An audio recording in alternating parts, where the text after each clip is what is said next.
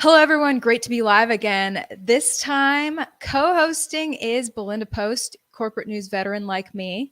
Hey, Hi, Belinda. Audrey. What's going on? It's great to see you. Great to see you. So we're going to cover a lot of what's going on with the Canadian convoy and the US convoy. Now, you probably heard it first on my YouTube last week that Americans were headed towards the US Canada border to create more blockades there.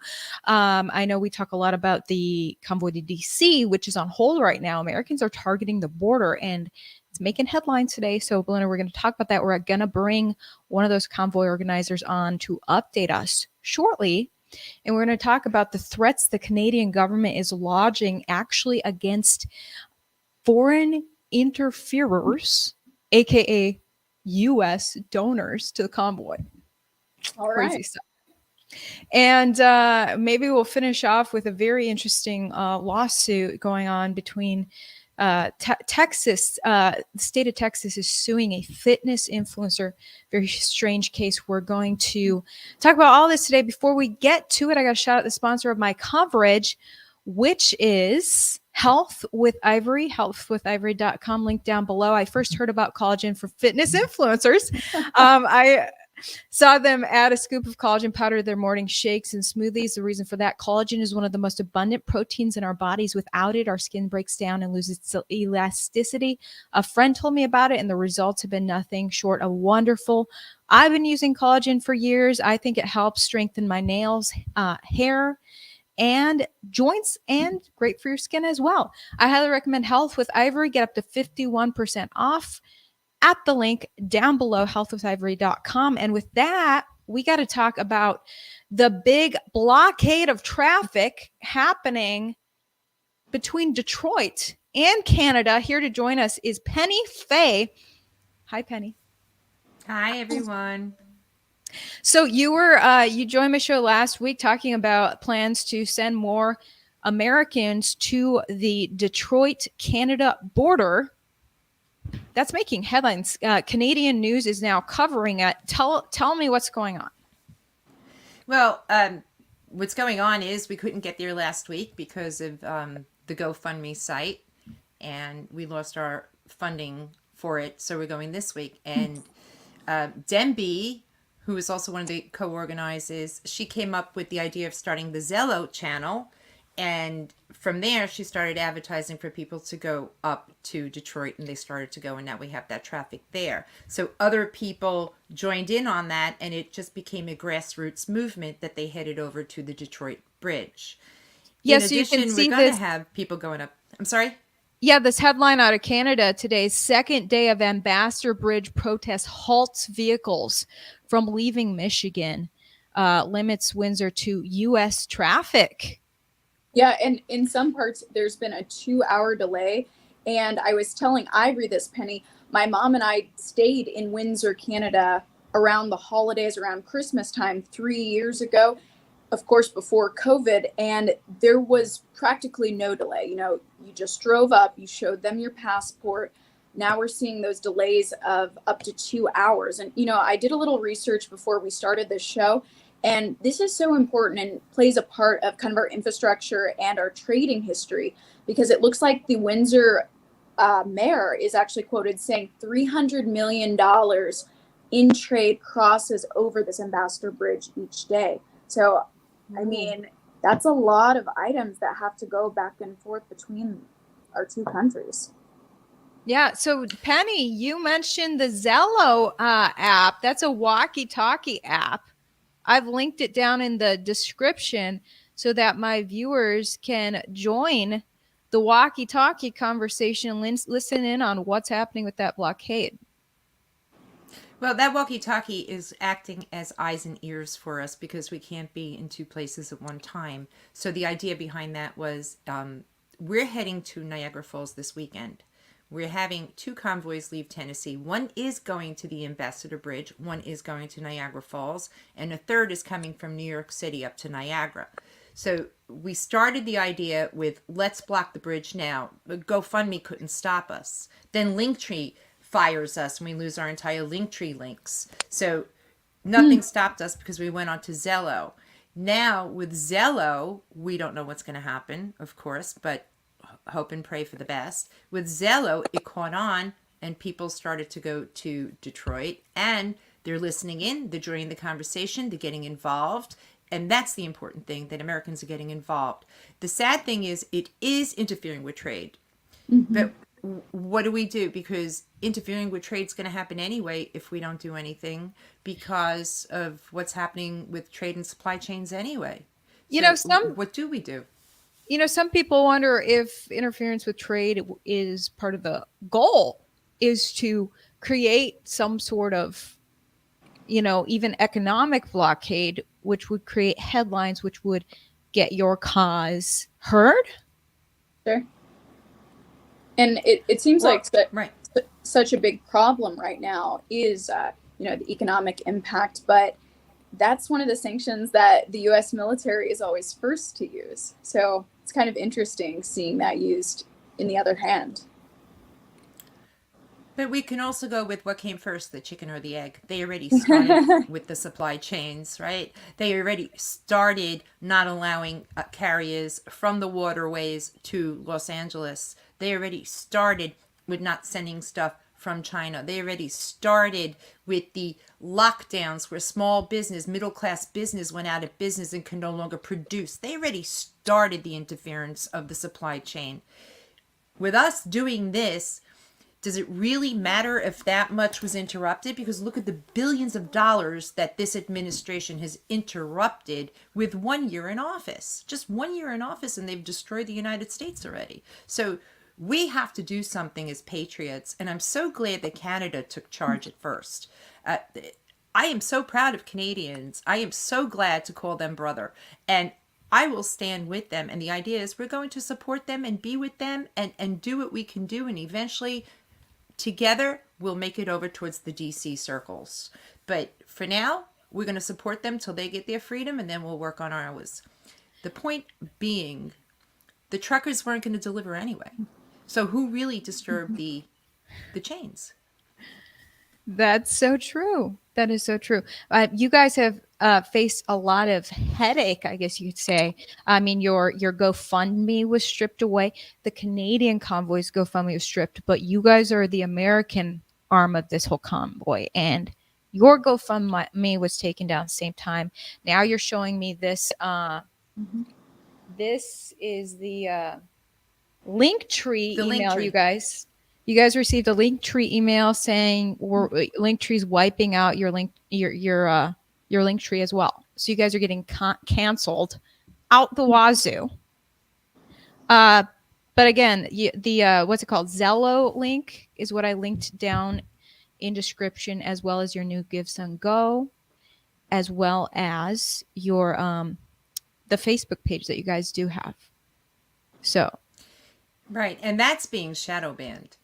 So, for an example, we would let, I don't know, 10,000 to 15,000 people in a day, and we would have small increments of 100s over hours. So that's being shadow banned so that the group looks smaller than it really is. I think it's almost hitting 20,000 now, and it should have been way past that already. So we're getting the attacks from all angles. So your But we'll Facebook prevail. is Convoy to DC Saving America. Right now, your group's that's the Facebook group. It's targeting the Canadian border right now. If people want from across America want to join you guys, what should they do? Just join that Facebook link or what? Yes, absolutely. Join the Facebook link. We're also up on Telegram, and pretty much the same thing. Your Telegram's linked on the Facebook, I think. It should be, yes. And up there, we put updates all the time. Right now, we need funding. Everything that we had raised via GoFundMe is gone. They reversed the charges back to people, and it didn't get back to us. So we started from zero again, and we're starting from the very beginning. But there's, the beautiful thing is I believe in God, and I believe God is going to prevail. We're getting sponsors now wanting to sponsor us, and that's important because the message needs to get out. So hopefully that will come through with the sponsors. Our goal is to send the message, but the message today is not just to Joe Biden. and his administration, because Joe Biden's just a puppet. He's a resident. He's not a president. So the message is also to this global elitists, the families, whoever they are that are controlling the world right now, what used to be the free Western world. The message is to them. We're going to the top.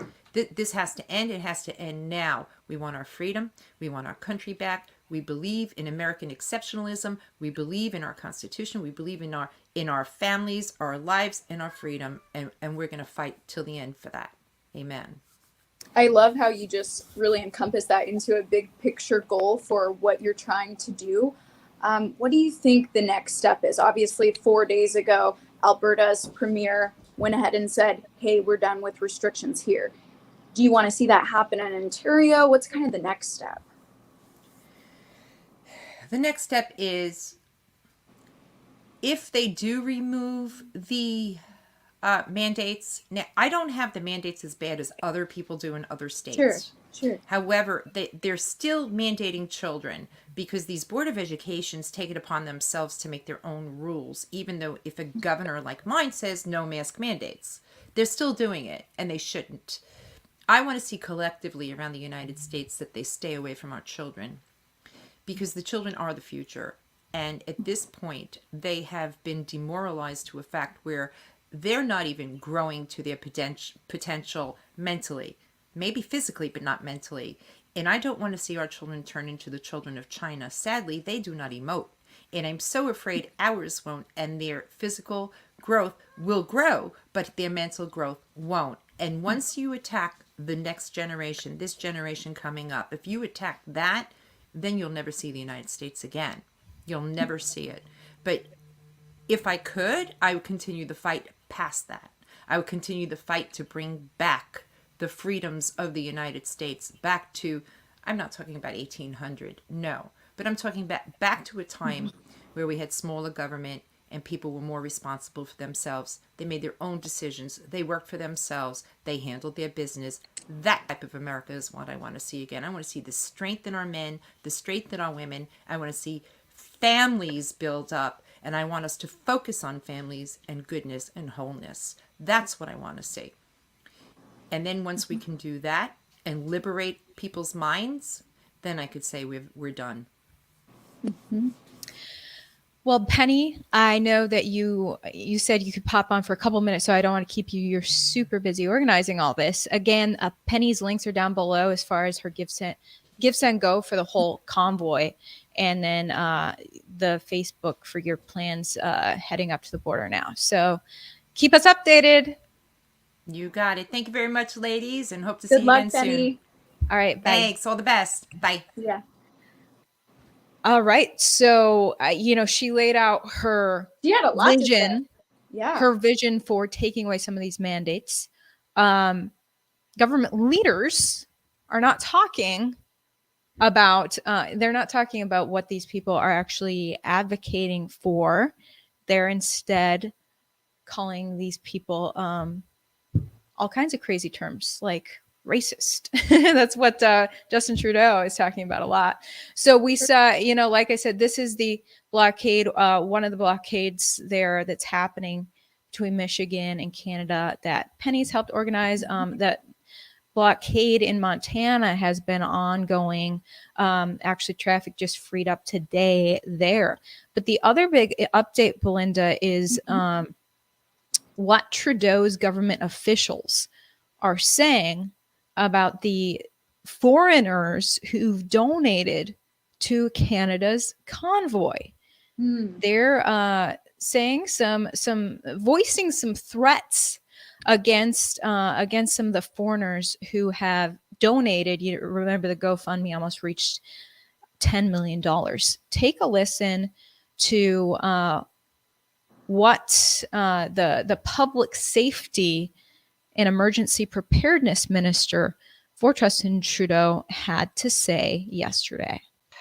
Hi, yes, I'm curious if you would be able to talk about the foreign funding that is alleged to have been behind much of this, the impact that has on Canada, what kind of investigations can be done, and what the laws actually say or limit about those kinds of donations or funding.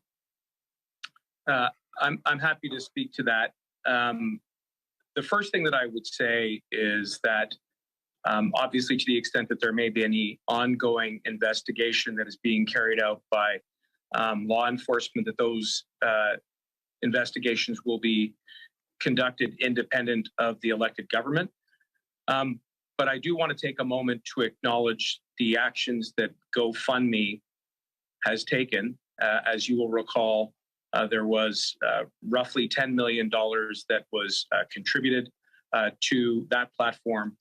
And as a result of some due diligence undertaken by GoFundMe around the source of those contributions, as well as what they might be used towards, they suspended the distribution of those funds to the Convoy. On a plain reading of their statement, there were flags that gave them cause for concern. I will say that in general terms, we need to be very vigilant about external forces, about foreign interference, and that funds which are being collected are not used for inappropriate purposes, which may indeed undermine public safety. At the end of the day, to the extent that there is evidence or information with regards to those activities, we know and appreciate that they will be investigated by our independent law enforcement partners. There you go. Any Americans who may have donated to the Freedom Convoy now going to be criminally investigated. Right, and they already have some of those criminal investigations going on for, what may or may not have occurred during some of those protests a week or two ago. But where you donate money, how could you even track that, especially if we are not Canadian citizens? We're American citizens. Well, they're working with GoFundMe apparently, because when you make a donation through GoFundMe, you give all your personal information, your credit card, your name.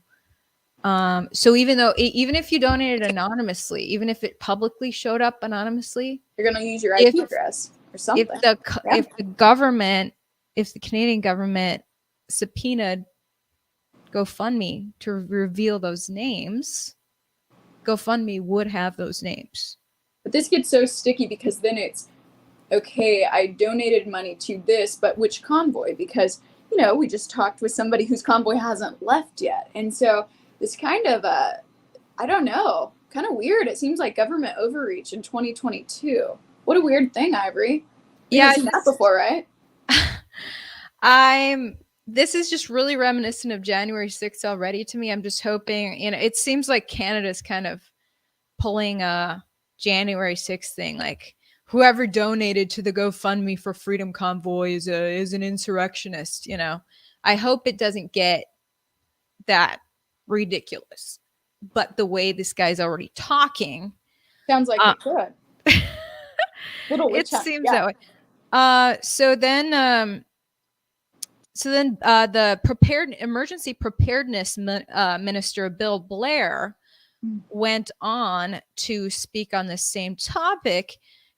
This is Justin Trudeau's emergency preparedness minister. Meanwhile, Justin's still in hiding, but here's his emergency guy. I think it's also very useful to keep Canadians informed. When they understand the source of some of this funding, it helps them understand the motivation of this protest, who's actually behind it. And I think it also reveals, some of, the false nature of the claims being made and the positions being put forward. I think that casting a light on the source of funding that supports this illegal activity taking place in our country is useful for all Canadians to have a better understanding of what authorities are attempting to deal with. There you go. They want to cast light on who's funding it, who's funding the illegal activity, also known as the Freedom Convoy. They are blocking streets. if you call that illegal. It's a form of protest, kind of similar to what Black Lives Matter did in years past. I've covered Black Lives Matter protests where they block streets. Creating some disruption is a lot of people's way of hoping to create change. And the simple change that these convoy participants are asking for is for things to get back to normal.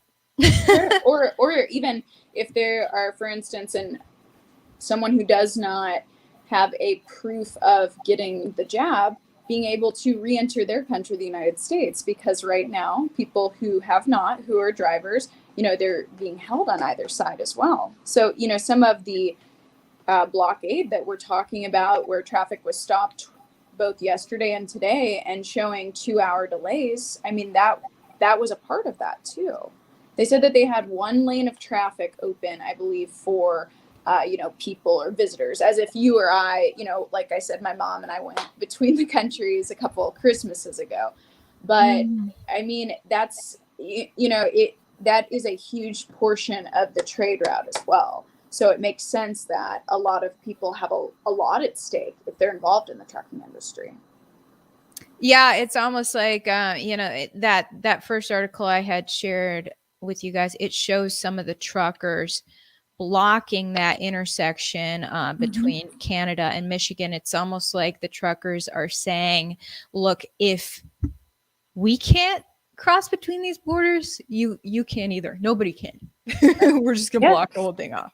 Well, and the funny thing is, I talked through some of the daily numbers, because you think about, these are things that when you see the grocery store, some of the items are empty, and there are things that you need that you just can't get access to. Or, gosh, I hope you put in your Valentine's Day order a week ago, because good luck getting that there in time. But this actual bridge, the route between Windsor and Detroit, it is responsible for 30% of $400 billion in trade between our North American countries. And this is the busiest bridge, especially for trade between the two countries. So, I mean, it's huge. And, the world kind of does run on 4 wheels, or it runs on airplanes, because some of these things we need. On 18 wheels. On 18 wheels, yes. Thank you. So the final really compelling statement from these Canadian federal officials yesterday, they read a public safety statement. Again, this is the Justin Trudeau administration. They said yesterday, important questions remain about how such a huge sum of money could be raised by anonymous donors and what their motives were. People are rightly worried about American interference and what sort of standard is applied when donations are accepted. So what could be the motive? I think they've stated their motive pretty freaking obviously. You could ask them. In fact, they're happy to express their motive directly to Justin Trudeau if he wants to come out there and speak with them. Yeah, they've been asking for that. Yeah. But he is nowhere to be found. So they're acting like this GoFundMe page was like almost a terrorist operation. But look at this. GiveSendGo's picking up where GoFundMe left off. Today they have $6 million raised so far in donations. And again, what are the motives? The motives are stated right in the description of the GiveSendGo page, which, by the way, is copied and pasted from the since deleted GoFundMe page. And they say right here, we are a peaceful country that has helped protect nations across the globe from tyrannical governments who oppress their people. And now it seems to be happening here. We are taking our fight to this doorstep of the federal government and demanding that they cease all mandates against its people. Talking about small businesses being destroyed, homes being destroyed. The motives are pretty freaking obvious, you guys. But it's fascinating how these government officials are acting as though it's some mysterious, nefarious, menacing motive that Americans would be sending $20 donations. What was there, 50,000 separate donations made by by Canadians and Americans who just I think it was more than that actually. Donations so far actually, yeah, donations so far just on the Gifts and Go are 74,000. A lot of small donations from regular people like this lady Rebecca who just gave $25. What are her motives? She writes them right here. Much gratitude and support from the USA. I've been so impressed by your well-organized and peaceful protest. I know legacy media is feeding us BS. Stay strong and hold the line. The world is watching. There's her motive. Sure. And you do kind of see just how well people have come together. It's funny because some articles that you see written about this, you know, they'll say things like loosely organized, but I think it's organized in a thought out way because people are trying to get certain points across. For instance, I don't want to lose my job when I'm faced with this kind of a mandate or being trapped literally in another country. Right. Pretty basic motives. Just motives that, you know, I want to keep my job. Yeah. I want to go back to how life was in 2019. Yeah. Things like that. Weird. All right. What's up, guys? Looking at the comments. Oh, am I giving off a Wisconsin accent now? I've moved so much around America. Yeah, I've moved so much around America. I've blended all the accents, I think I was just picking up Patty's New York accent. I lived in New York for 4 years. So anyway, the final topic we're going to talk about, Belinda, is this interesting case of a Texas fitness influencer getting sued by the Texas Attorney General. Do you want to break this case down for us? I'm going to bring it up on the screen. All right. So this, you know, I was happy that you were going to talk about this because in a totally unrelated case, you know, I had a friend who has more than 100,000 followers online, meaning she shares a nice space of influence. And she is very, very small, where, you know, when my dad met her, when other people meet her, usually you do think there could be something off with this young lady's eating habits. Now, she does not have anything, but I can also tell you this, when she is out there pimping Flat Tummy Co. detox tea, she does not use this. And there are so many gimmicks and so many things that people can fall victim to. I think as women, you know, today we're bombarded by so many different images of how you think you're supposed to look.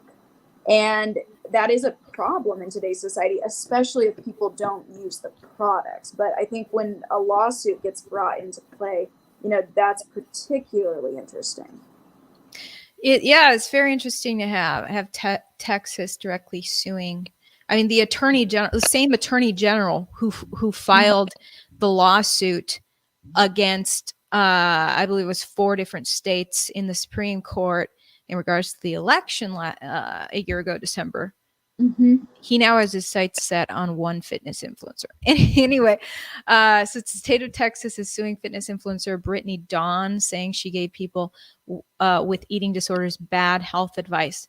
I guess she apparently she's accused of promoting that she helps create custom diets for people with eating disorders and workout plans. I'm seeing that one of the claims that you were just talking about. You know, she was offering generic plans saying they're specialized, you know, and they can cost up to $300. And turns out she was copying and pasting the same plan for someone who's 300 pounds and trying to lose weight is the same plan she's giving, I guess, for example, to a 100-pound person or something, you know. Right. So anyway, and also charged shipping fees when services were electronically delivered. That's a good one. I haven't heard of that before. I'm emailing you your custom plan, shipping fee between my email and your email inbox. Yeah. $10 or whatever. Yeah. And this is, you know, you're so involved in the health and wellness community. Mm-hmm. And I like to think that I'm as involved with wellness as I can be at this point, but there is such a big difference between, you know, somebody having, for instance, being a nutritionist and having the sort of licenses that are required with that versus even just being a licensed fitness trainer. So I think that that is an interesting point and differentiation. Just when you're doing your own, I guess, market research, just be sure that people do have the right specializations. She looks fit. She looks fit. Yeah. And you know how I feel about licensing and government involvement. I hate government getting involved in as many things as possible. I mean, I personally, I don't even like the idea of marriage licenses. Why is the government meddling in my marriage? Anyway, so I have different views on that. But bottom line is, when you're giving a cardio laden, low calorie plan to someone who's frail with an eating disorder, that's probably going to make their situation worse. Right. And that's something this girl is accused of. So, you know, is it the government's role to interfere with that and say this girl needs to be sued by the state government because she gave a bad plan to her customer? Or is it up to customers to just say, her plan doesn't make sense, it's not working for me, so I'm getting out? What do you think? So I do think, you know, I'm reading that it sounds like in 2019 she had 22 complaints against her. So I kind of equate it to the Texas Attorney General's office. So this is a step more than just complaining to a Better Business Bureau about, you know, maybe the work somebody did on your roof. It also kind of scares me that this young woman very publicly in a lot of posts, you know, talked about her overcoming eating disorders, because it's something so many people, it's really easy to get caught up in that. So you kind of look to someone and think, okay, this girl got over her eating disorder. Maybe she can offer me a special, you know, something special to help me do the same thing. You know, so in this instance, I think that maybe there was enough damage done that it is okay that the state's stepping in. Now, if somebody wants to file a personal lawsuit and collect damages for that as well, I mean, have at it. Yeah, if you weren't given what you were promised, like if you find out your plan was copied and pasted and not customized, like you paid a higher rate for customization, do a personal lawsuit. But does the state government, does Texas's attorney general need to be messing with these personal agreements between these little girls who are trying to look like her? Sure. Or do these girls just need to, you know, say this is someone who's not working out for me and part ways, or write a review? Does the state need to get involved? Sure. Yeah, and I think that that's a really good thing. We could probably debate that, but just, you know, if you can't tell, I like small government. Yeah, definitely. I just think at this, you know, and maybe that's because, you know, I think a lot of women more than even are willing to talk about it, even if they don't have an eating disorder. Almost, you know, almost a lot of my friends, a lot of people I know have had some sort of disordered eating, and you could even call that, you know, skipping meals. They want to look good for a dress or a special event or something. And for me, this is just something that I think like hits a little too close to home, that I would say, you know, with 22 complaints to the Texas Attorney General's office, just even in 2019, when she first got brought up as a scammer, you know, I might be on the side of it's okay for the state to step in at that point, because it did receive the claims and it did receive those complaints. Meaning, I'm assuming these people already tried to get their money back and probably wrote those reviews. That I don't know. Yeah, I mean, you know, if someone's incessantly scamming people, you know, maybe it's time for the state to get involved. I don't know. I'm not an expert in that. Yeah, but a good question too is, are they doing this because they want to look like the good guy, because they want to look like it's a win, because, you know, it is midterm election year and that type of thing? Because what are we all talking about, right? An influencer is getting sued, right? Makes Well, headlines. yeah, it does. It's splashy. Yahoo News. There you go. Yep, I've heard a thing or two about the Attorney General Ken Paxton in Texas being kind of a media whore. Yeah, going after those flashier cases that, you know, will get some recognition. Yeah.